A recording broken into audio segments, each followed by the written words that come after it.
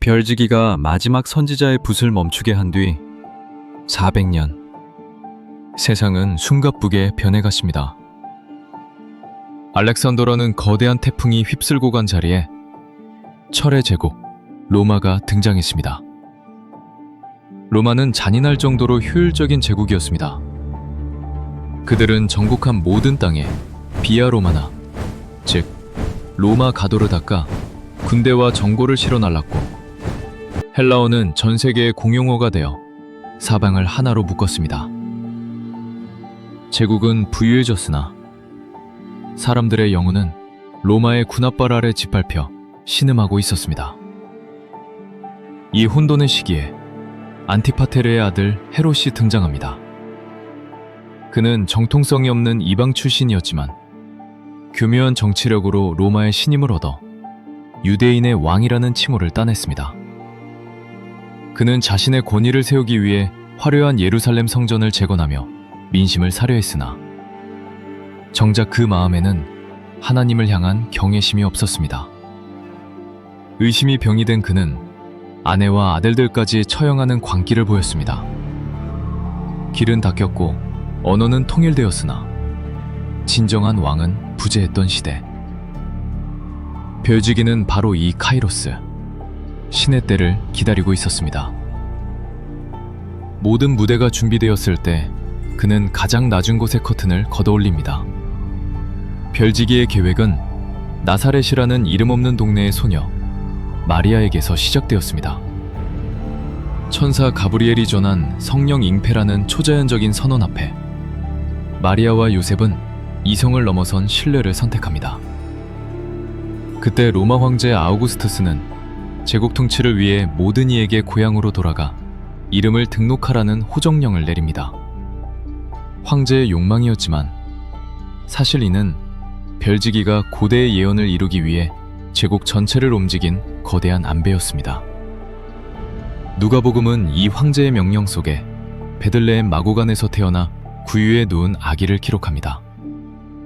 우주의 주인이 머물 곳은 짐승의 채취 가득한 말구유뿐이었습니다.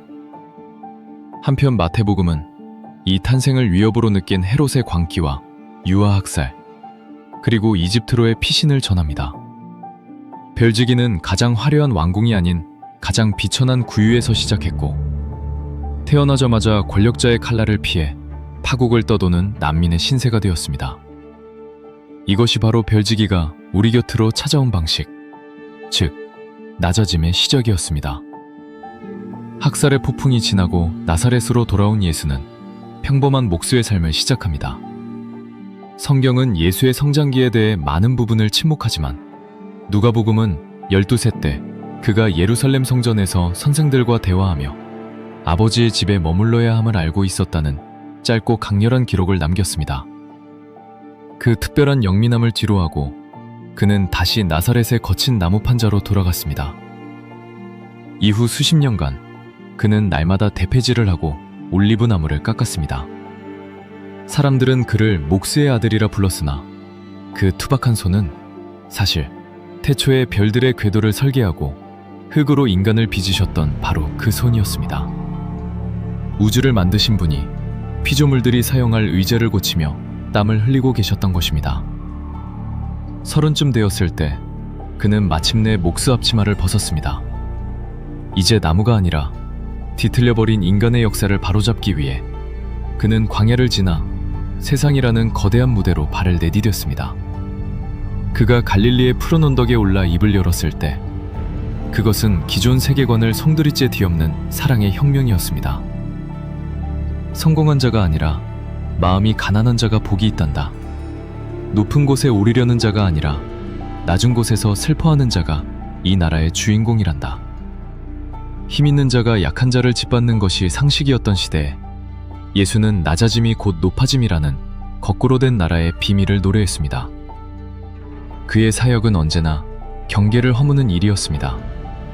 당시 사회가 저주받았다고 믿으며 돌을 던지던 나병 환자의 짓무른 살점에 선을 얹으셨고, 모두가 침뱉던 세리와 죄인들의 친구가 되어 함께 밥을 먹었습니다. 사람들은 경악했으나 예수는 웃으며 말씀하셨습니다. 위선은 건강한 사람에게 필요한 게 아니라 아픈 사람에게 필요한 법이지. 나는 의로운 척하는 자들을 심판하러 온 게 아니라 너희처럼 부서진 마음들을 고쳐서 함께 살리러 왔단다. 그에게 버려진 인생이란 없었습니다. 단지 아직 주인을 만나지 못한 보석들일 뿐이었죠. 때로는 그의 말 한마디에 거대한 자연도 숨을 죽였습니다. 갈릴리 바다를 집어삼킬 듯한 광풍 속에서 그가 일어나 고요하라! 잠잠하라! 외치자 파도는 즉시 주인의 발치에 엎드린 순한 양처럼 잔잔해졌습니다. 제자들은 전율하며 물었습니다. 도대체 이분이 누구시기에 바람과 바다조차 복종하는가?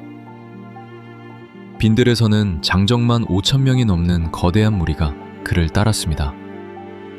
먹을 것이라곤 어린아이의 도시락 하나뿐이었지만 벨지기의 손에서 빵이 떼어질 때마다 끊임없이 새로운 양식이 생겨났습니다.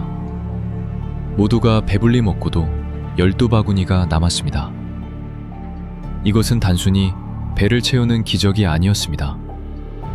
광야에서 만나를 내리셨던 벨지기가 이제 직접 생명의 빵이 되어 우리 곁에 오셨음을 선포하는 장엄한 하늘의 잔치였습니다.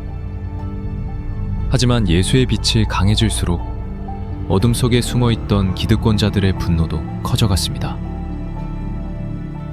당시 종교 권력이었던 바리새인과 사두개인들에게 예수는 위험한 괴물이었습니다.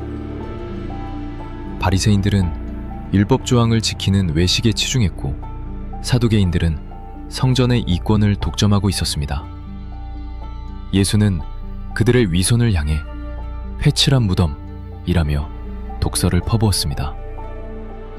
그분은 율법을 폐기하러 온 것이 아니라 사랑이라는 본질을 잃어버린 텅 빈 율법을 완성하러 오셨습니다.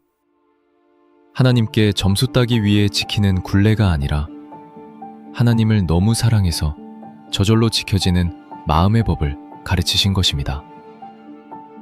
성전에서 장사꾼들의 상을 뒤엎으시며 내 아버지의 집을 강도의 소굴로 만들지 마라고 외치신 사건은 결정적이었습니다. 자신의 밥그릇과 자존심을 건드린 예수를 향해 종교 지도자들은 증오의 칼날을 갈며 그를 죽일 음모를 꾸미기 시작합니다. 예수는 제자들에게 반복해서 말씀하셨습니다. 인자가 많은 고난을 받고 죽임을 당해야 하리라. 하지만 3일 만에 다시 살아날 것이다.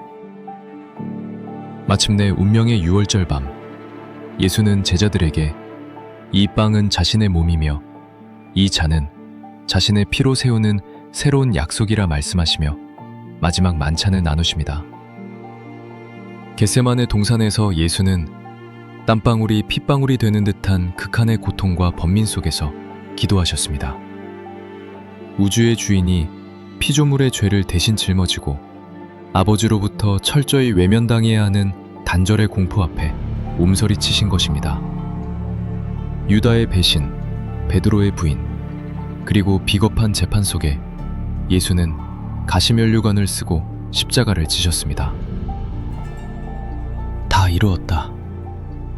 그 외침과 함께 온 땅에 어둠이 덮였고 성소의 휘장이 찢어졌습니다. 벨지기가 피조물을 살리기 위해 스스로 죽음을 택한 가장 슬프고도 위대한 역설의 순간이었습니다. 예수의 시신은 불무덤에 안치되었고 로마의 봉인이 찍혔습니다. 그러나 안식 후 첫날 새벽, 복음서들은 빈 무덤을 보고 천사의 부활 선포를 들은 여인들의 경악을 기록합니다. 특히 마태복음은 지진과 돌이 굴러진 장면을 강조하며 벨지기의 승리를 묘사합니다. 어찌하여 살아있는 자를 죽은 자 가운데서 찾느냐? 그분은 말씀하신 대로 살아나셨느니라.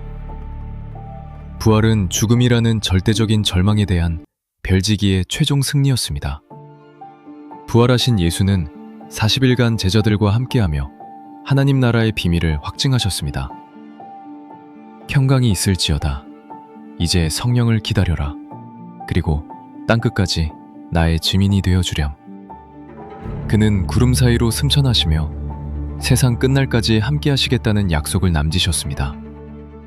무덤은 비어 있었고 제자들의 심장은 다시 뛰기 시작했습니다. 예수가 떠난 뒤 120명가량의 제자들은 다락방에 모여 전심으로 기도했습니다.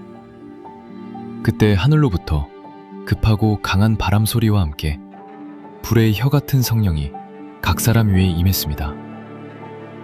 겁쟁이였던 베드로는 이제 죽음을 두려워하지 않는 사자가 되어 외쳤습니다. 너희가 십자가에 못 박은 이 예수를 하나님이 주와 그리스도가 되게 하셨다. 그날에만 3,000명이 회개했습니다. 사람들은 재산을 팔아 이웃과 나누고 날마다 떡을 떼며 교제했습니다. 이것이 바로 교회의 시작이었습니다. 하지만 박해는 거셌습니다. 스데반 집사가 순교할 때 그 곁에는 그리스도인들을 잡아 죽이는 데 앞장서던 사울이라는 청년이 있었습니다. 벨주기는 이제 이 지독한 박해자를 인류 역사상 가장 위대한 전도자로 바꾸는 반전의 드라마를 준비하십니다.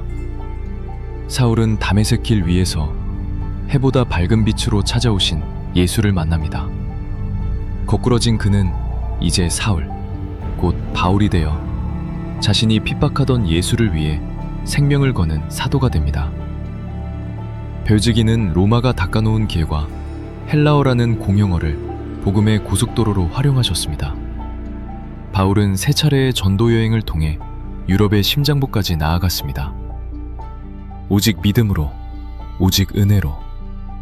그는 율법법의 종노릇에서 벗어나 그리스도의 사랑 안에서 자유하라고 외쳤습니다.